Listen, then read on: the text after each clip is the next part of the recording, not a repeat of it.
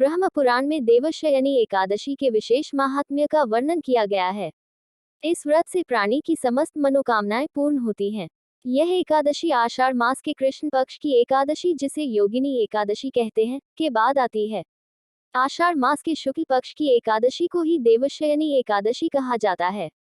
इसी एकादशी से चातुर्मास का आरंभ माना जाता है। इस अवधि में कोई भी शुभ कार्य जैसे विवाह आदि नहीं किया जाता। मान्यता है कि इस दिन से भगवान श्री हरि विष्णु क्षीरसागर में शयन करते हैं और फिर 4 माह बाद उन्हें उठाया जाता है। उस दिन को देवोत्थानी एकादशी कहा जाता है। इस बीच के अंतराल को ही चातुर्मास कहा गया है। देवशयनी एकादशी व्रत कथा। धर्मराज युधिष्ठिर ने कहा, हे केशव, आषाढ़ शुक्ल एकादशी का क्या नाम है? इस व्रत के करने की विधि क्या है और किस देवता का पूजन किया जाता है? श्री कृष्ण कहने लगे कि हे युधिष्ठिर, जिस कथा को ब्रह्मा जी ने नारद जी से कहा था वही मैं तुमसे कहता हूँ। एक बार देवऋषि नारद जी ने ब्रह्मा जी से इस एकादशी के विषय में जानने की उत्सुकता प्रकट की। तब ब्रह्मा जी ने उन्हें बताया। सतयुग में मांधाता नामक एक चक्रवर्ती सम्राट राज्य करते थे। उनके राज्य में प्रजा बहुत सुखी थी, किंतु भविष्य में क्या हो जाए यह कोई नहीं जानता। अतः वे भी इस बात से अनभिज्ञ थे कि उनके राज्य में शीघ्र ही भयंकर अकाल पड़ने वाला है। उनके राज्य में पूरे 3 वर्ष तक वर्षा न होने के कारण भयंकर अकाल पड़ा। इस अकाल से चारों ओर त्राही त्राही मच गई। धर्म पक्ष के यज्ञ, हवन, पिंडदान, कथाव्रत आदि में कमी हो गई। जब मुसीबत पड़ी हो तो धार्मिक कार्यों में प्राणी की रुचि कहाँ रह जाती है। प्रजा ने राजा के पास जाकर अपनी वेदना की दुहाई दी।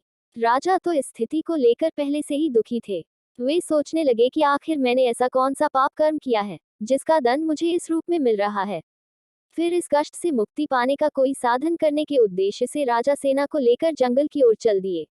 वहां विचरण करते करते एक दिन वे ब्रह्मा जी के पुत्र अंगिरा ऋषि के आश्रम में पहुंचे और उन्हें साष्टांग प्रणाम किया। ऋषिवर ने आशीर्वचनोपरांत कुशल क्षेम पूछा। फिर जंगल में विचरने व अपने आश्रम में आने का प्रयोजन जानना चाहा। तब राजा ने हाथ जोड़कर कहा, महात्मन, सभी प्रकार से धर्म का पालन करता हुआ भी मैं अपने राज्य में दुर्भिक्ष का दृश्य देख रहा हूँ। आखिर किस कारण से ऐसा हो रहा है? कृपया इसका समाधान करें। ये सुनकर महर्षि अंगिरा ने कहा, हे राजन, सब युगों से उत्तम ये सत्ययुग है।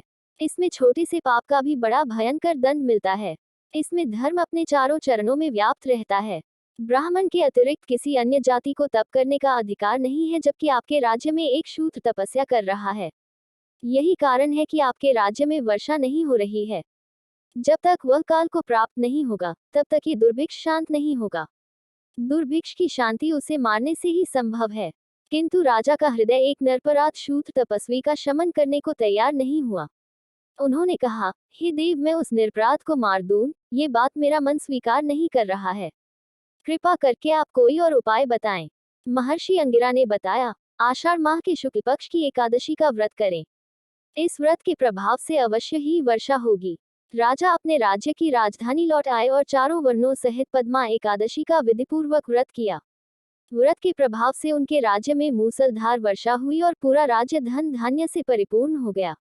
ब्रह्मवैवर्त पुराण में देवशयनी एकादशी के विशेष महात्म्य का वर्णन किया गया है। इस व्रत से प्राणी की समस्त मनोकामनाएं पूर्ण होती हैं।